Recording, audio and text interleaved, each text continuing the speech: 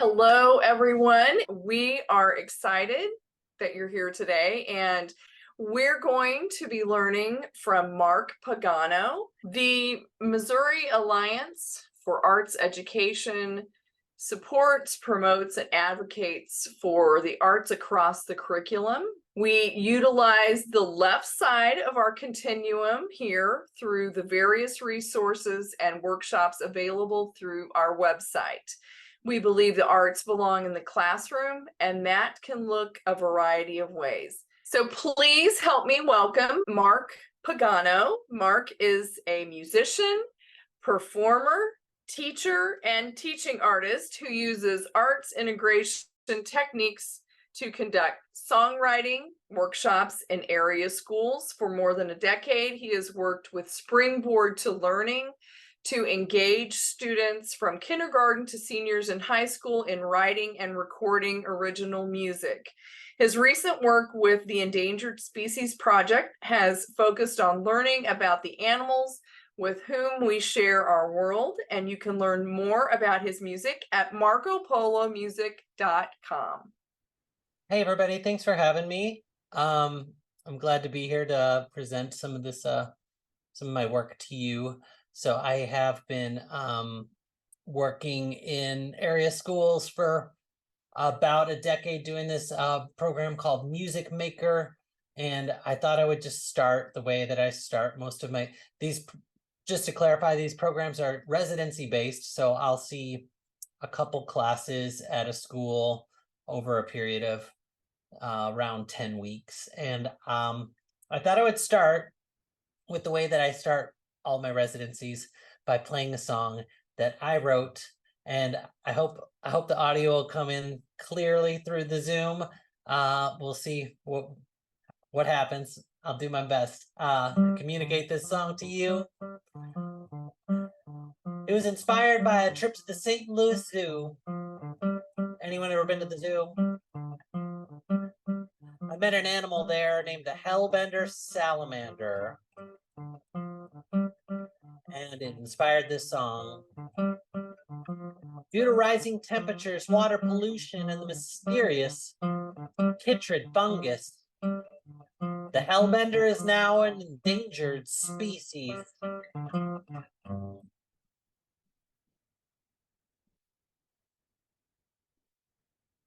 Hellbender salamander amphibian breathes in oxygen through its skin, protects its body with a layer of slime in North America. It's the largest kind of salamander.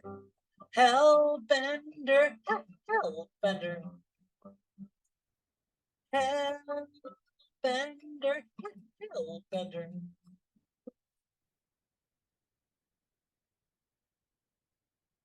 Cryptobronchus allegheniensis, the only Cryptobronchus with two subspecies. The Ozark and the Eastern variety. They live under rocks and streams in the country. Hellbender, hellbender,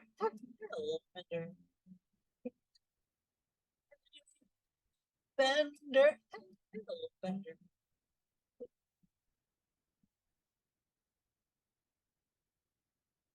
Well, it's true that since the 1980s, the hellbender population has been devastated.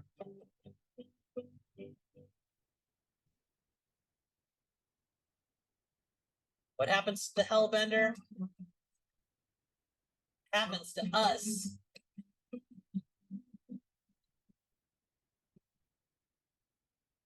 Hellbender salamander amphibian. Hellbender salamander amphibian. Hellbender salamander amphibian. Hellbender salamander amphibian. Thank you. Thanks. So I like to start my residencies with a song that I wrote. It gives students a chance to get a window into my creative brain, and allows me to show up in authenticity with the young people, to hopefully gain trust and inspire them as they start working on their own original song. They'll usually work in groups to do so. But when we talk about arts integration, this program is truly an arts integration program because while we're throughout the process, we're writing and we're talking about rhythm and rhyme and creating lyrics. So there's an element of language arts in there. There's also all the musical elements, the arts elements involved in that. And, you know, with this song in particular, and with some of the other songs that we've written, this song is, you know, science ecology. So we can talk about things like conservation and water pollution and ask the kids, you know, what they remember about the animal and all those characteristics, right? But also tying all that together, I talk about the parts of a song. So we talk about the verse and the chorus, and kind of the chorus being the main idea of your song. It's the part that repeats, right? It's the part that's like hellbender, hellbender. So that's our main idea. And so this really relates to language arts when we talk about all kinds of different writing.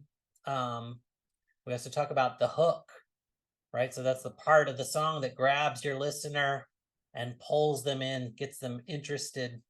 You might say a song is so catchy, it's because it hooked you, right? And so I know in different kinds of writing, we talk about the hook, the part of the lead that maybe grabs your audience. And then we talk about the verse being all those details that support our main idea, or that elaborate on our main idea or tell the story. The Endangered Species Project, which was mentioned in the introduction, is kind of just this idea that you know, we can write songs for these animals that are disappearing from our planet, and we can honor these animals through artistic expression, and we can learn about our natural world. We have so many resources, and there's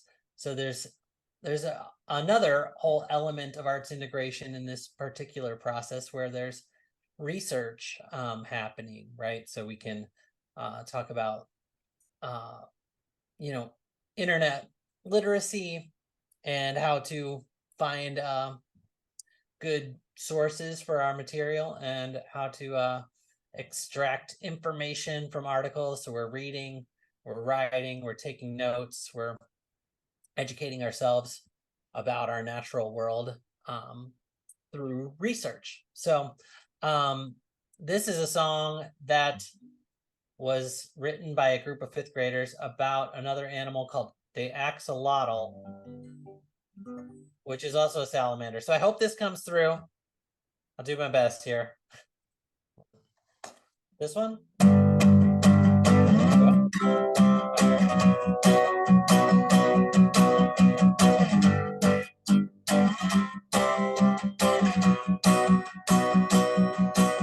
They got feathery gills on the sides of their head. If they stay out of the water too long, they'll be dead. You'll find them in a lake in Mexico.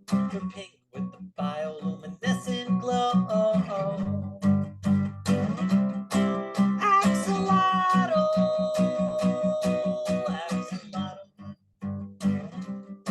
axolotl, axolotl.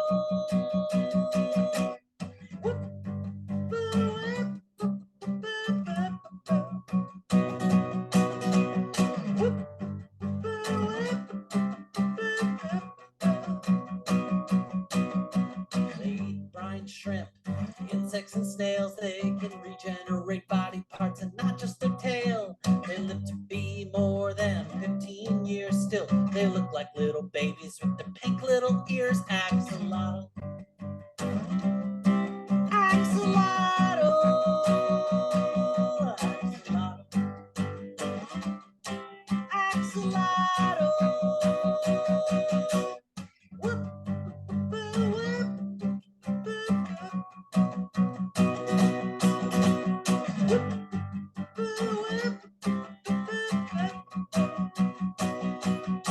Axolotl.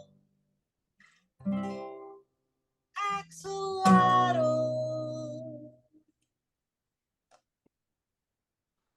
Thank you. All right, I hope you could hear that one. Okay. Yeah, was it better? Completely better. Yeah, it's great. All right, great. So you heard all those little details that they researched all this, you know, and got their Chromebooks out, and they found information about the axolotl, the bioluminescent glow, and you know, they regenerate their body parts. So we learned some really fascinating stuff about this animal, and then we kind of worked together to put the pieces together. So we talked about rhythm and rhyme scheme, and kind of being able to, I always think of them, you know, as when we're talking about putting our lyrics together, because the way that we'll do it is we'll just brainstorm, get a lot of ideas on a piece of paper or on a smart board, and then we'll I think about trying to kind of tap out, see if we can tap along with it, right? So it's like, what's the first lyric? They've got feathery gills on the sides of their head. If they stay out of the water too long, they'll be dead, right? So I talk about finding that beat, which is really kind of the foundation of music, finding the beat, and then putting words to the beat, and it starts to sound like music. And then we'll talk about chord progression. My guitar keeps going out of tune, but we'll talk about chord progression, which is another kind of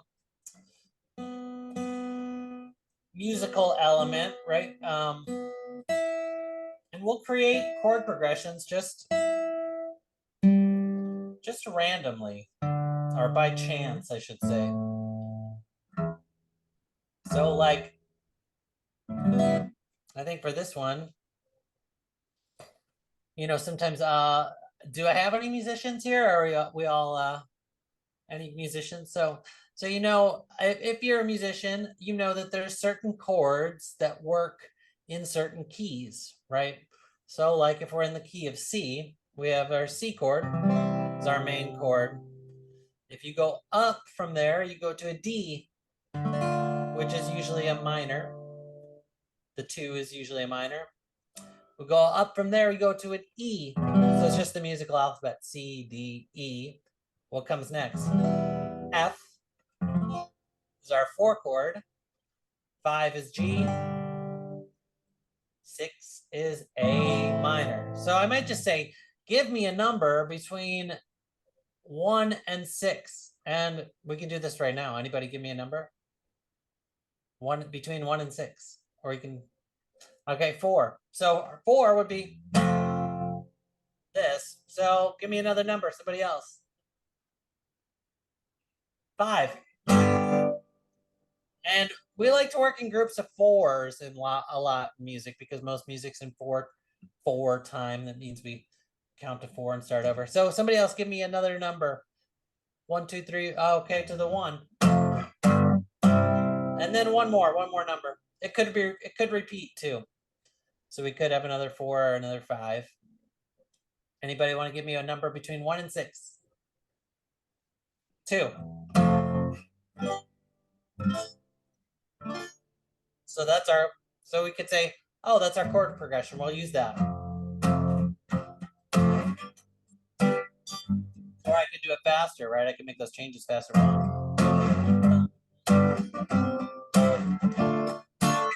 So these chords have all these notes in it that can help us kind of form a melody. And we can just put our words to those chords. So like if I'm just reading out of the chat, welcome Mark, welcome everyone. Select the level of suppression you wish to use. This is a default setting. It will apply moderate background noise. So we start to kind of create some musical ideas just at random. Sometimes that just allows us to get an idea of where we want to go, and the kids might say, no, that doesn't sound good. So okay, we'll redraw, right? We'll pick some new numbers or change some things, or I'll say, should it go up? Should it go down? We'll talk about pitch. I did want to play a couple other examples of recordings. So, and if you're not a musician, one thing that I use with the kids in recording our songs is we use GarageBand, which is a great free music making app that you can get on an iPad or an iPhone. And on GarageBand, you can select instruments that like a keyboard or a guitar, and you can just press a button to play that chord, right? So you could say, like we said before, F, G, C, D minor. So you just press a button here. So that's like one way that you could kind of create some music. It's really user friendly. So if you are interested in, learning more about how music works, you can just download an app for it. And it's a free app, and it's really user friendly. So you can just kind of play around with it like a video game or something, and you'll learn a lot. And so I wanted to play a couple songs that kids wrote that we recorded, or I was going to play you the recordings that they created. These are both kind of examples of, I would say, like social emotional. When we talk about arts integration, it's more of like a social emotional topic, where one is a song about anti-bullying. It's called The Power of Kindness. And the other one I was going to play is called Friendship is Life. Okay, so they're kind of both these SEL kind of themes. I'll start with Power of Kindness. This was done by some sixth graders at Nance Elementary. Or Nance middle school was, yeah. So, oh, and I'll tell you, this was created on GarageBand, but we also had like Glockenspiel. So we layered some things and we put their voices in there too. So this is what it sounds like.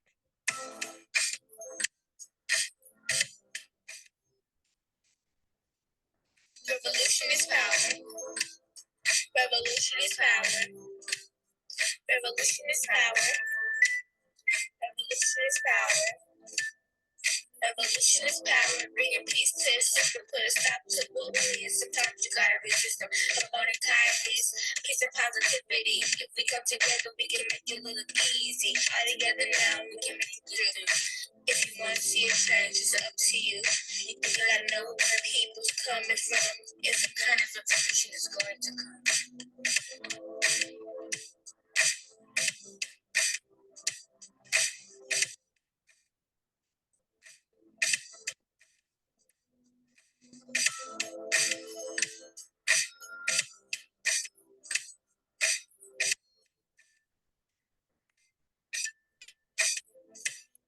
Revolution is power. Revolution is power. Revolution is power. Revolution is power. Revolution. Revolution.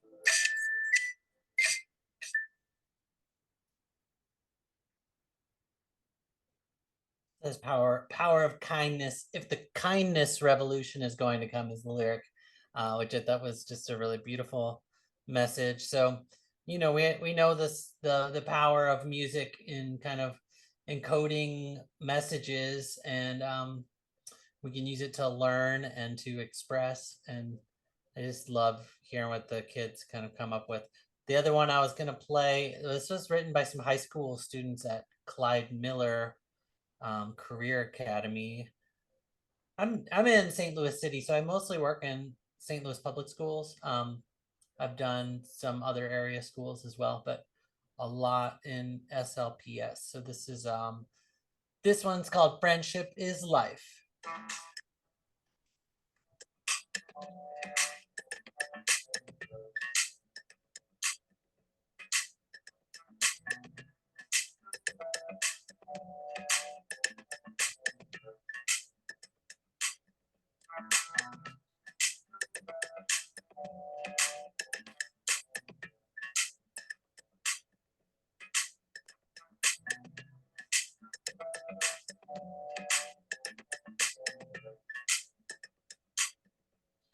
Friendship is life. Friendship is rhythm. Friendship is life. Friendship is rhythm. Friendship is life. Friendship is rhythm. Friendship is life. Friendship is rhythm. Friendship is life. Friendship is rhythm. Sometimes we fight. I'm Malcolm in the middle. Go to the store and give me some Skittles. Cause we just hopped out of 2018 rental. 2019, we securing the bag. Going real fast, no brakes attached. Go to the mall, give me some food. Yeah, you know, I'm with my crew. Go to Foot Locker, buy some shoes. 97s, the rim was too.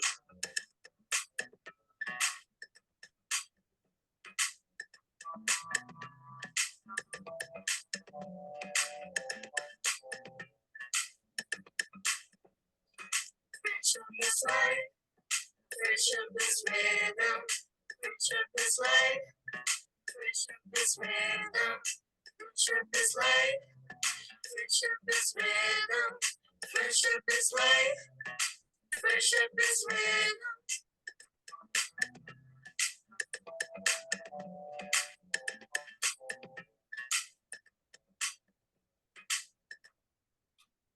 All right.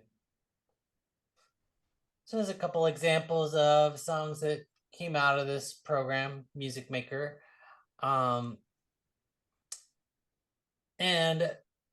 yeah, so I love the way that it gives kids an opportunity to express themselves, and kind of, you know, build self-confidence and all these kind of social emotional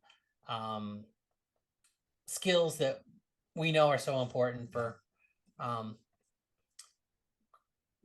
creating good humans in the world, right?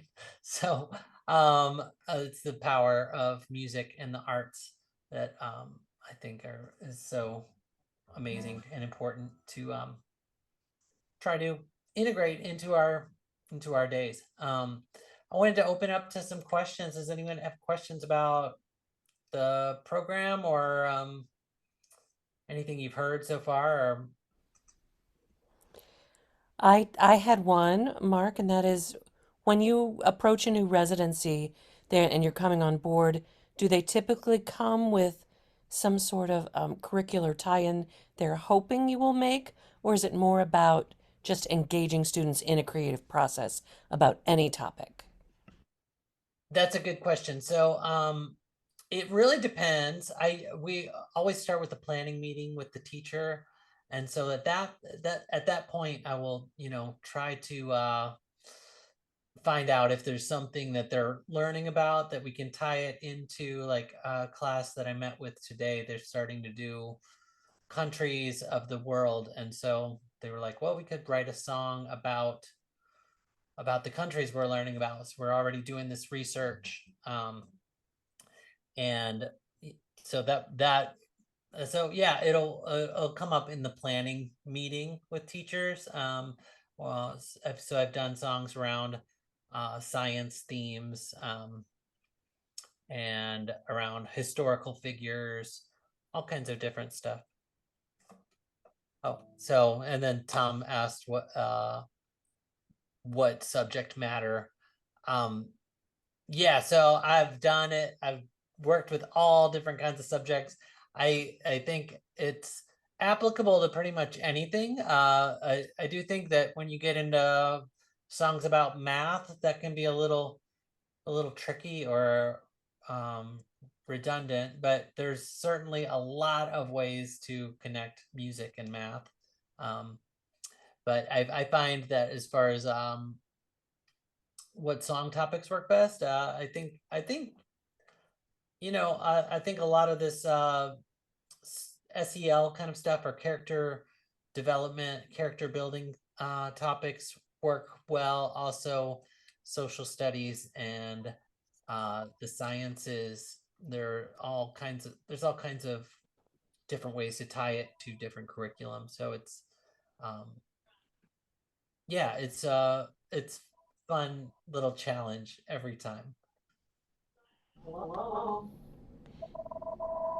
Typically, Mark, how long are you in a residency? So typically they're 10-week residencies. And so I'll be there over the course of a semester. And the first half of the residency is focused on writing lyrics, and then the second half is focused on recording their songs. So we'll be, I'll take one group at a time. So that's the other thing is that usually they're working in small groups. So throughout the process, we're working on collaborative skills, listening to each other's, and resolving conflict that comes up through the process. So there might be different opinions about the direction of the song and how are we gonna harmonize that or kind of keep moving forward. So there's a lot of those interpersonal kind of skills that we are working on through the creative process as well. But the second half of the residency is I'll take one group at a time to record their song, where we'll really make our final decisions about what it's going to sound like, and then we'll just record it and to the best of our ability in the short amount of time that we have. So the other classes are kind of structured where I'll do a short mini lesson at the beginning, and then I'll give them time to work in their groups. So day one, we'll talk about theme, and we'll talk about the parts of the song, verse and chorus, like we talked about before. Day two, we'll talk about rhythm and rhyme and kind of rhyme scheme and creating lyrics out of their words. And day three, we'll be talking about melody and chord progression. So we kind of touched on some of these little mini lessons. And then day four, we'll talk about, you know, depending where they're at, but we get into kind of editing and what does that look like to be able to go through each line by line, and see if there's any ways we can make it better, if there's words that we're repeating too much, or we use rhyming dictionaries, we use thesauruses, we use Wikipedia to kind of get more information and see if there's more interesting ways we can express it. So we'll talk about, metaphor and simile. We'll talk about some of those poetic devices and stuff like that too. And it's always, I try to bring in examples of this stuff that is pertinent to their background as well. So like whether it's listening to a hip hop song that uses, metaphor or rhythm or rhyme, lyrical flow, so they can find a way to connect with that. But also these examples are present in the songs that we just heard, the songs they're creating. So finding ways to connect it to their life is always kind of the best practice for me. Keep them interested and engaged. How do you get placed with a teacher? I mean, does a So teacher express a need? Yeah, so with Springboard to Learning, they hire independent artists to do these kinds of programs. And so I went to them about 10 years ago with this idea of doing a songwriting project. They're kind of arts enrichment programs, and they will they have the schools that they work with, and basically every semester they'll go to Springboard and say what kind of programs they're looking for, and then there's an administrative staff that will kind of connect all dots and try and get everyone placed for that semester. So, How enthused are the teachers that you're called upon to work with? Are they typically engaged, or they just kind of like wander off and grade papers? good question. It's there's a range. There's a lot of yeah, a range of experience. But generally people are happy to have, to have the program there, and kids are generally engaged with it because I think music really connects with young people. And kids of all ages are just excited to have the opportunity to, have this kind of musical experience while they're in school. So yeah, the best teachers have, you know, good ideas of how to connect to curriculum, and it's a balance because you don't want a classroom teacher who's kind of taking over your class, but you don't want a classroom teacher that's like, checking out, like not present at all, especially because we get into small groups, and then it's best if there's like at least a couple people kind of circulating the groups. It gets a little chaotic at times because there's a lot of feelings about what's going on in the creative process, and um my feeling is that the creative process it's a little bit of a there's an element of chaos to it, or just creative energy that you kind of have to just try to keep bringing back uh to maintain the focus. But it's always I really emphasize to the kids that we're engaging in a creative process, and to try not to get uh you know stuck on some idea of how you think it's going to turn out, right? So like releasing your expectations, which in any kind of creative process for anybody, I think that's kind of, there's a time towards the end where you want to try to execute something, but throughout, at the beginning and throughout the process, you want to kind of stay open to ideas. And so there's a lot of, yeah, kind of life lessons through engaging in the arts in general. Do you have to work with a music teacher or an art Do I teacher have or to a work with theater a music teacher? teacher? I have worked with music teachers, and I also have not. So yeah, it just depends. It is kind of nice when I get to work with a music teacher who has access to instruments, or I can, if they're working on something already. It's a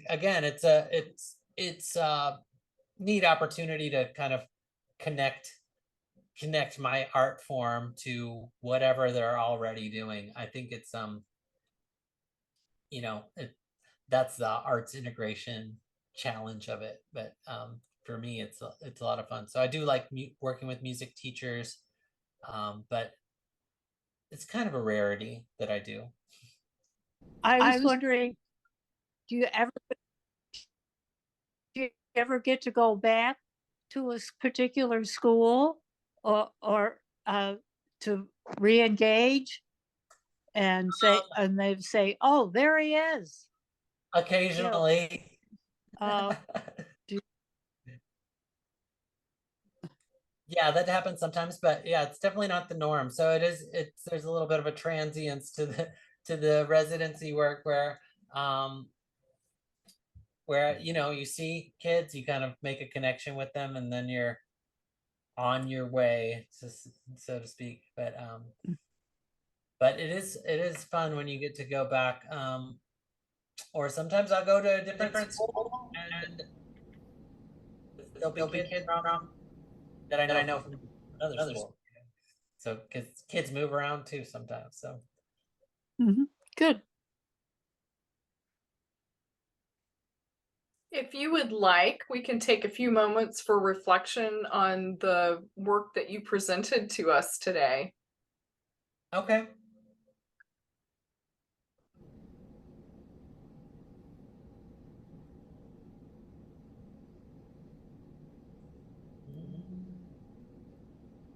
So as we're reflecting, let's consider what we've read, seen, and heard. How are the ideas and information connected to what we already know? What new ideas did you get that broadened your thinking or extended it in a different direction? And what challenges or puzzles emerged for you? So you can answer all three or one, and we can put our responses in the chat. So Phyllis said she was thrilled to have Mark share a simple way of understanding chord progressions and making that accessible even for novice learners. And Rachel was struck by the reminder that vulnerability is important and being our authentic selves is not always easy, but necessary when engaging with students. And Kevin liked the idea of creating chord progression by calling out random numbers.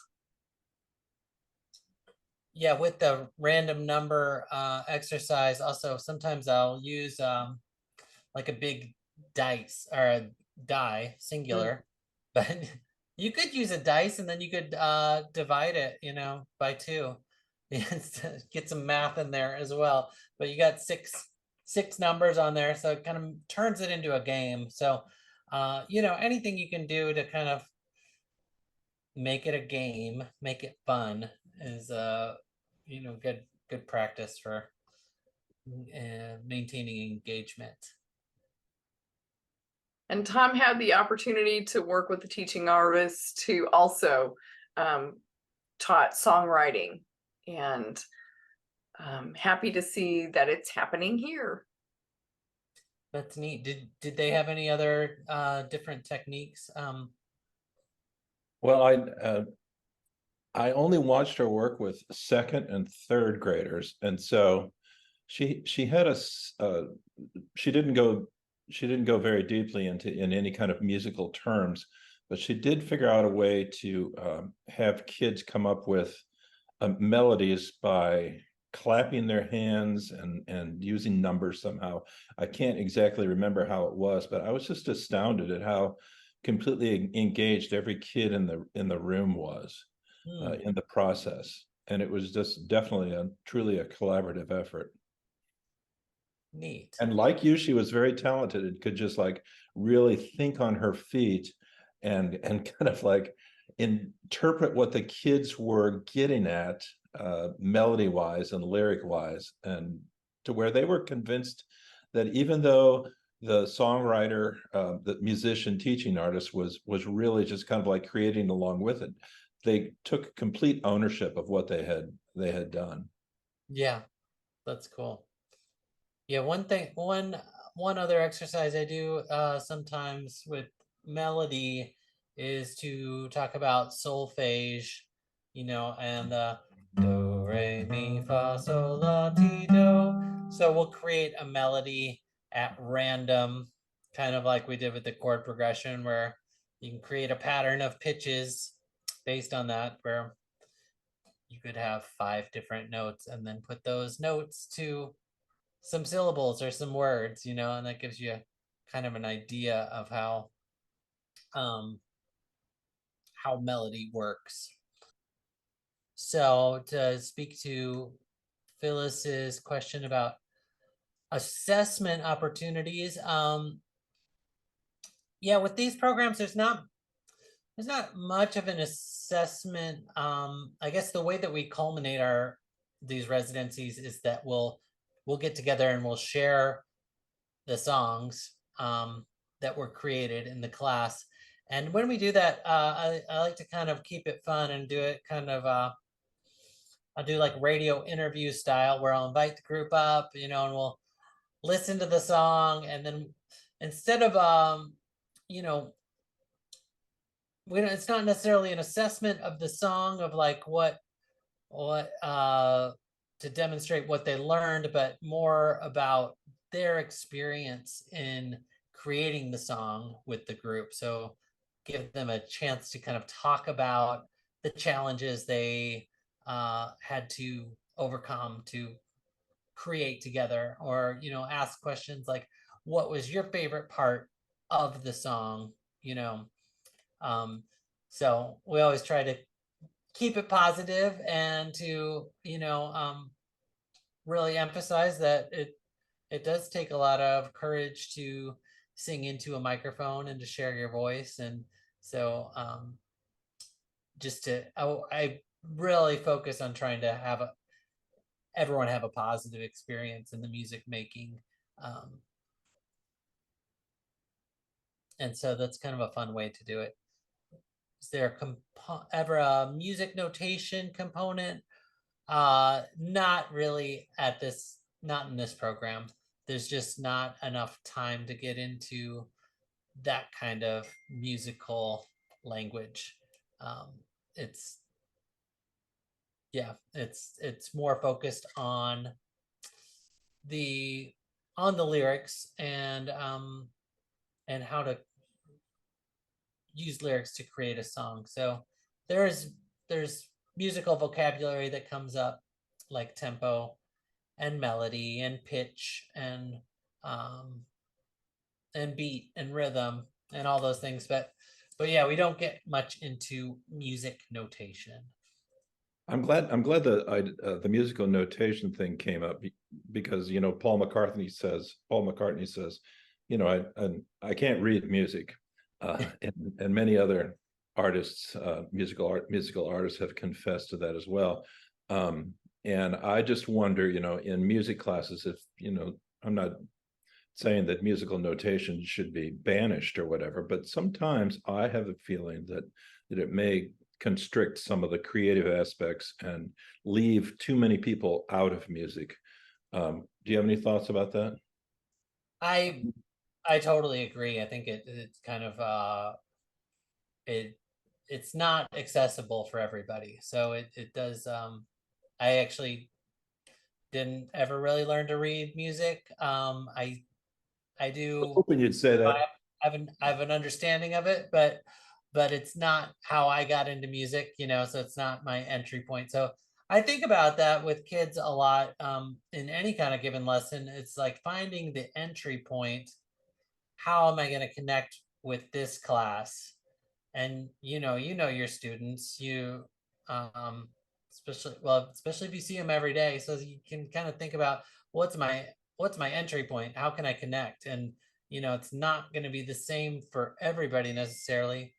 And I do think that musical notation can be pretty intimidating to some people, and if you don't connect that way and that's the only way that it is presented to you, you might think, well, it's just not for me. I'm not good at music because I don't, which is, to me is a great, it's one of the big challenges with all the arts, is that how can we encourage young people to stay engaged with the arts, throughout.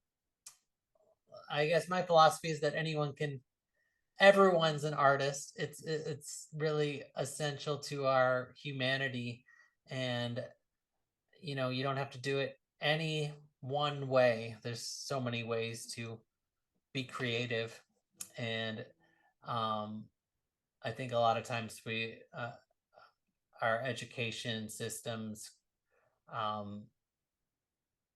limit young people in their thinking of understanding of what the arts are and how they can connect with them. But Mark, thank you so much for joining us today. And thank you for sharing your expertise in songwriting. Let's all give Mark a round of applause. As a musician and as a music teacher, educator, I completely appreciate the process of songwriting and the importance of the literacy aspect, and how you have taken these concepts and then integrated them into other areas. I love the idea of integrating this with science and other subject areas. So thank you so much, and thank you for sharing your music with us today.